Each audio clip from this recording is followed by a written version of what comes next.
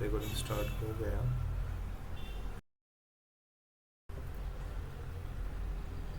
Okay fine. इसमें ठीक। Okay so मैं फिर से बता देता हूँ। ये जो कैम्ब्रियल पीवोट है, ये जो नॉर्मल वाला है वो नहीं है, चीप मॉन्क करके कोई एक है जो खुद से बनाया, तो उनका ले लिया गया।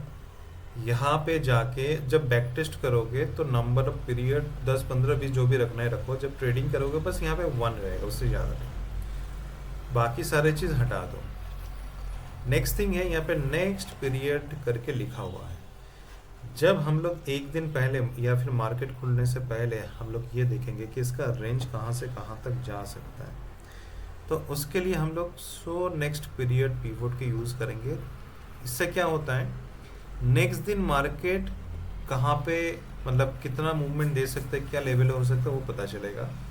जब ट्रेड करने जाओगे इसको बंद कर देना, ठीक है, इसको बंद कर देना एंड नंबर ऑफ पीवोट 1 रहेगा। तो जैसे ही मार्केट ओपन होगा ऑटोमेटिकली यहाँ पे प्लॉट हो जाएगा 9:15 के बाद। क्या प्लॉट हो जाएगा, जो ये नेक्स्ट पीवोट है, पीवोट का यही चीज़ है, ये दिन भर सेम रहेगा। आपका प्राइस खुलने से पहले ये टूल्स प्लॉट हो जाता है, आपको पहले से बता देता है कि बाजार में क्या हो सकता है। बस यही एक खासियत है सीपीआर एंड पीवोट का, कि आपको पहले से बता देगा and this is not lagging, ये स्टेबल रहता है एंड पहले से बता देता है एंड इसको रिस्पेक्ट करता है। इसमें होता क्या, अगर आज इसमें काम नहीं करता तो कल या परसों होने का चांसेस है, यही एक इसका फ़ायदा है। जब मार्केट में काम करेंगे इसको बंद कर देंगे, ठीक है। ये एक तरीका हो गया जो ट्रेडिंग व्यू से हम लोग देखेंगे। नेक्स्ट आते हैं कि कोई भी अगर क्या नाम है, जैसे हो गया हमारे पास धन का प्लेटफॉर्म दिख रहा है क्या? आई थिंक दिख रहा है सर। दिख रहा है। ओके, अभी धन में कैसे हम लोग देखेंगे वो देखते हैं। फॉर एग्जांपल है निफ्टी 50 का ले लेते हैं।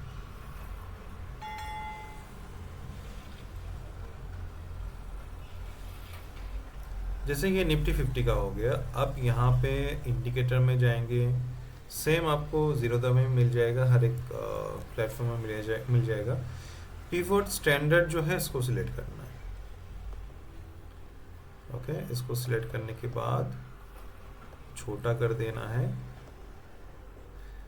अब पिवोट स्टैंडर्ड में बहुत कुछ आता है, तो हमें पिवोट स्टैंडर्ड में जाना नहीं, हमें क्या करना है, यहाँ पे लेवल इनपुट में जाना है। इनपुट में जाने के बाद ट्रेडिशनल जो है इसको हटा के लास्ट में देखिए कैमरिला है, इसको सिलेक्ट करना है। नंबर ऑफ पिवट वैग 1 करना है, ज़्यादा रहेगा तो चार्ट में क्लटर रहेगा, अपने को अच्छा नहीं लगेगा। बाकी जो लेवल्स है P1, S1, R1, S2 ये सारा हटा दीजिए। क्या रहेगा, S3 एंड R3। अब यहाँ पे क्या कर सकते हैं हम लोग, कुछ कलर कॉम्बिनेशन कर सकते हैं। लाइक अगर अपने को दोनों लेवल को डिफ्रेंशिएट करना है तो मैंने 4 लेवल को ब्लैक कर दिया एंड 3 लेवल को एज यूजुअल जो ये वाला कलर है वो उसको मैंने रख दिया। एंड ये क्या है, RSI वगैरह नहीं चाहिए, इसके जगह पे हम लोग क्या करेंगे, हो सकता है कि ADX हम लोग यूज़ कर सकते हैं एंड बट उस टाइम पे ADX का जो लेवल होगा वो 8 होगा, ना कि 14। जिनको नोट डाउन करना है कर लीजिए, इसके बारे में वीडियो ऑलरेडी है। 8 कर लेंगे। दूसरी चीज़ क्या है कि एक 22 का रेंज मार्क कर लेंगे। फॉर निफ्टी के लिए अगर हम लोग देखेंगे तो एक 22 का रेंज मार्क कर देंगे। तो इससे क्या होता है कि चाहे मैं पुट लूँ या मैं कॉल लूँ, इनफैक्ट सेम चीज़ स्विंग ट्रेडिंग में भी काम करता है, फिर भी मैं बता देता हूँ। चाहे मैं कॉल्स में जाऊँ या फिर पुट में जाऊँ, अगर 21 एक्चुअली ये 22 होगा देख लेना, तो 22 के ऊपर अगर जाता है तो मैं कॉल या पुट के लिए सोचूंगा। 22 के नीचे अगर आता है तो मैं कोई ट्रेड नहीं करूँगा। इसके साथ अगर किसी को ये लगता है कि मैं कोई मूविंग एवरेज यूज़ करूँगा तो वो और परफेक्ट बन जाता है। ठीक है, तो जैसे ही मार्केट ओपन होगा ऑटोमेटिकली यहाँ पे प्लॉट हो जाएगा एंड वी कैन ट्रेड। और मैंने ये भी बताया था, ये जो पिवट है कैमरेला वाला, ये S3 अगर मार्केट रेंज बाउंड है, S3 and R3 as a reversal zone की तरह काम करता है। अगर यहाँ पे मार्केट ओपन हो रहा है इस जगह के आसपास, अगर मार्केट नीचे आ रहा है तो हम लोग S3 तक टारगेट करते हैं। हाँ, बट मार्केट में मूवमेंट नहीं है, इसलिए मैं बार बार बोल रहा हूँ कि स्कैल्प करना पड़ेगा। 5-6 पॉइंट का निफ्टी के लिए 5-6 पॉइंट का आपको स्कैल्प करना पड़ेगा, निकलना पड़ेगा। क्योंकि मार्केट में अगर मूवमेंट नहीं है तो बहुत टफ है। इससे अच्छा मैं ही बोला at least debit spread, credit spread सीख लो। अगर नहीं, आपको अगर ऑप्शन बाइंग ही करना है, कुछ और नहीं करना है, तो मैं बोलूँगा जब तक R4 ब्रेक नहीं करेगा विद इन 2 या 3 या 4 कैंडल में, तब तक ट्रेड मत करना। और जब देखोगे कि यहाँ पे ऑलरेडी 1 घंटा बिता दिया उसके बाद ब्रेक करे तो उस ट्रेड में मत जाओ। 11:30 से 12 बजे के अंदर अगर ट्रेड नहीं बनता है, मैं तो बोलूँगा 11 बजे तक भी अगर ट्रेड नहीं बनता है इंडेक्स में या फिर किसी भी स्टॉक्स में, ट्रेड मत करो। ठीक है, और एक आखिरी ट्रेड होता है जो 2:30 बजे के बाद, उसका लॉजिक अलग है बट उसमें कुछ भी हो सकता है। अपना पोजीशन सब लोग स्क्वायर ऑफ करेगा, मूवमेंट आ सकता है, कुछ भी हो सकता है। क्योंकि बहुत सारे लोग ये भी वेट करते हैं कि सब लोग पोजीशन स्क्वायर अप करें और उस टाइम हम लोग बल्क में लेंगे। तो आपने उस टाइम पे पुट में लेने मतलब देख रहे हैं कि मार्केट नीचे जा रहा है, नीचे जा रहा है, जैसे आप लेने गए तो एक हेवीली एक बाइंग प्रेशर भी आ जाता है। बहुत बार ऐसा हुआ। तो इसीलिए मॉर्निंग 12 बजे तक मैक्सिमम टाइम है। ट्रेड मिले तो अच्छी बात है, नहीं तो ट्रेड नहीं करना। जनरल स्टॉक्स में चले, हर रोज अगर हम लोग ऑप्शन बाइंग की तरफ जाएंगे तो अपने को लॉस ही होगा। ये चीज मैंने नोटिस किया। तो ये है कहानी। एंड स्टॉक्स का मैंने ऑलरेडी बता दिया एंड ये वाला स्कैनर भी शेयर किया गया है। इसमें जो स्टॉक्स है वही स्टॉक्स अपने को मैंने यहाँ पे ट्रेडिंग व्यू में ऐड करके रखा है एंड 1 बाय 1 मैंने चेक किया and let's see after market opening के बाद क्या होता है। तो ये है पूरा कहानी। अब यहाँ पे फॉर एग्जांपल कोई अगर चाहता है कि बुली से या बियरी से ये मेरे को समझना है, तो सिंपल सी बात है, एक ईएमए लगा लो एंड ईएमए 200 लगाओ। क्योंकि अगर हम लोग 5 मिनट का चार्ट देखेंगे, अभी तो 15 मिनट का है, अगर 5 मिनट का चार्ट में लगाऊं, सो 5 मिनट का चार्ट में मेरे लिए क्या रूल्स रहेगा, 200 ईएमए के ऊपर है तो मैं बाइंग अपॉर्चुनिटी ढूंढूंगा, 200 के नीचे है तो मैं सेलिंग अपॉर्चुनिटी ढूंढूंगा स्टॉक्स के लिए। सेकेंड थिंग है, क्या 200 के ऊपर मतलब बाइंग है? नहीं, उसके साथ साथ मुझे ये भी देखना है कि मेरा प्राइस एक्शन है क्या नहीं, क्या मेरा ये जो सेटअप है वो काम कर रहा है कि नहीं। 200 जस्ट एक डायरेक्शन बताएगा शॉर्टर टाइम फ्रेम पे कि फिलहाल मेरा व्यू क्या है। ठीक है, तो 200 के ऊपर अगर कोई प्राइस एक्शन बन रहा है ब्रेकआउट के लिए, फॉर एग्जांपल आज अगर यहाँ पे 200 के ऊपर यहाँ से कोई प्राइस एक्शन आया और फॉर एग्जांपल यहाँ पे मेरा H4 है और इस हिसाब से एक बुलिश कैंडल बना, बुलिश कैंडल का भी बहुत से टाइप है। ये जैसा ओपन लो ओपन हाई जो है, मतलब ओपन इक्वल्स टू लो अगर है, मतलब ये मारूबूज टाइप का है। ऐसे स्टॉक्स अगर 5 मिनट या 10 मिनट रुक जाता है, फर्दर एक फॉलो थ्रू कैंडल इस हिसाब से बनता है, मतलब बायर्स रेडी है बाय करने के लिए। तो इसके जैसे ही ब्रेक करे हम लोग एंट्री ले सकते हैं। स्टॉप लॉस क्या होगा, अगर हम लोग H4 के ब्रेकआउट पे ट्रेड कर रहे हैं तो H3 हमारे लिए स्टॉप लॉस रहेगा। ठीक है, तो उस टाइम पे हमारे लिए H3 स्टॉप लॉस रहेगा, क्योंकि ये छोटा बैंड है। अगर इस हिसाब से बड़ा बैंड होता तो प्राइस का 50% लेते। तो इसीलिए मैं बोल रहा हूँ कि नैरो कैमरेला पे ट्रेड कीजिए, ये एक तरीका है। एंड उस टाइम पे एटलीस्ट मूविंग एवरेज को, 200 मूविंग एवरेज को इस हिसाब से ऊपर आना पड़ेगा, इसके बाद ट्रेड करें। साथ ही साथ हमें क्या ध्यान देना पड़ेगा, near by previous day high या फिर प्रीवियस डे लो या फिर प्रीवियस डे क्लोज, ये 3 बहुत इंपॉर्टेंट है, होना नहीं चाहिए।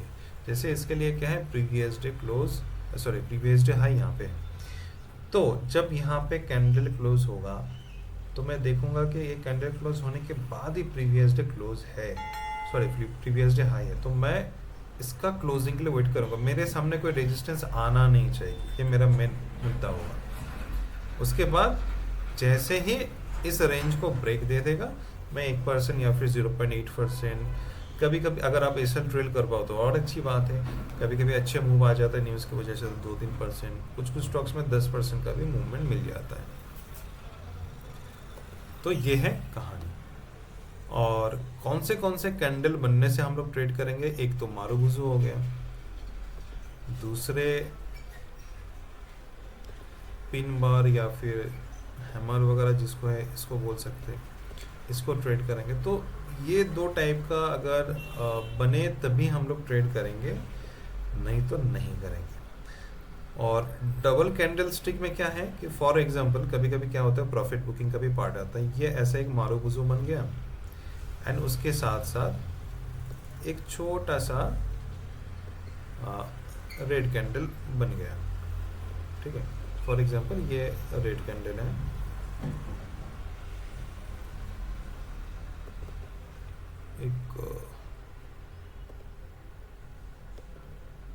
ये एक रेड कैंडल बन गया एंड इसके बाद एक ग्रीन कैंडल इस हिसाब से इन दोनों के हाई को ब्रेक करते हुए जा रहे हैं। मतलब इसमें और पोटेंशियल है। पोटेंशियल इन द सेंस क्या है, यहाँ पे किसी ने छोटा सा प्रॉफिट बुकिंग किया और बायर्स ने यहाँ पे उस मौके का फ़ायदा उठा के मार्केट को ऊपर लेके जा रहे हैं। तो ये बहुत अच्छा उस टाइम पे होता है, बट ये डेफिनेटली मार्केट जब ऊपर जाएगा तभी। एंड इसके आसपास शायद 200 का एक सपोर्ट हो सकता है, या फिर ये जो पाइवट का रेंज है इसका एक सपोर्ट हो सकता है, कुछ भी हो सकता है। तो ये सारे प्राइस एक्शन पे अपने को नोटिस करना पड़ेगा स्विंग इंट्राडे ट्रेडिंग के लिए। क्योंकि एक चीज़ याद रखना, इंट्राडे ट्रेडिंग सबसे टफ, जिसको टफेस्ट ट्रेडिंग सिचुएशन बोला जाता है।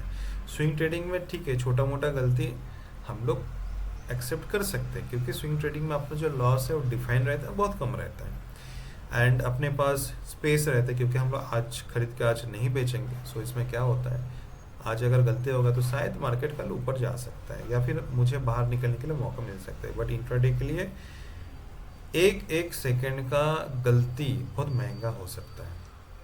तो ये सारी चीज़ें दिमाग में रखते हुए, जितने सारी चीज़ें मैंने बताया कि कॉन्ट्रैक्शन पैटर्न ढूंढो, 2-3 दिन का इनसाइड बार है ऐसे स्टॉक्स ढूंढो, या फिर नैरो कैम्ब्रिला जो स्टॉक्स है उनको ढूंढो, इनर 7 को ढूंढो एंड इस हिसाब से काम करो।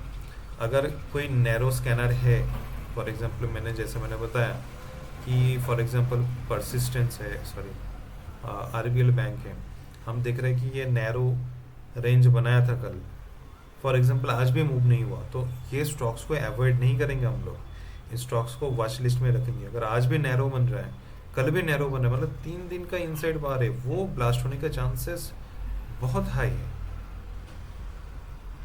तो इस हिसाब से स्टॉक सिलेक्शन होता है। ऐसा नहीं कि हर रोज उठ के आ गए और स्टॉक्स ढूंढने लगा, जी नहीं। ठीक है, तो किसी को कोई डाउट तो बता दो।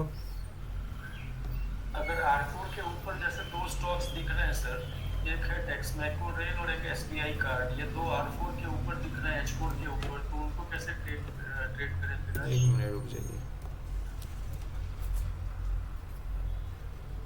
SBI card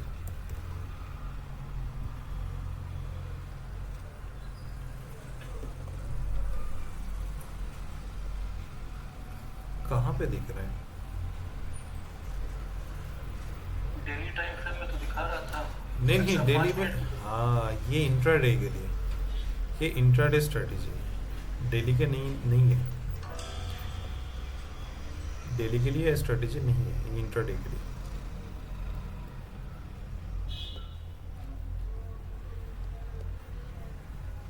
and SBI card में एक अच्छा पैटर्न तो बन रहा है, यहाँ से कितना मूवमेंट दे सकते पर देखता हूँ।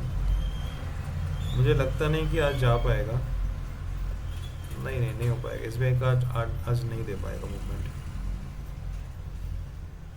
बस यहाँ से मैक्सिमम यहाँ तक एक्सपेक्ट कर सकते हैं, या फिर यहाँ तक, उससे ज़्यादा है, क्योंकि इसके लिए ये ट्रैवल करना बहुत मुश्किल है। ऐसे हेवी वेटेड स्टॉक से 1-2% बहुत है इसके लिए।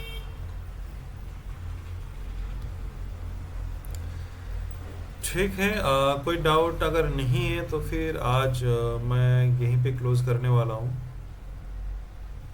क्योंकि इंटरनेट ट्रेडिंग के लिए इससे ज़्यादा कुछ है नहीं। फिर चलते हैं ठीक है अगर सर। कुछ डाउट नहीं है। ठीक।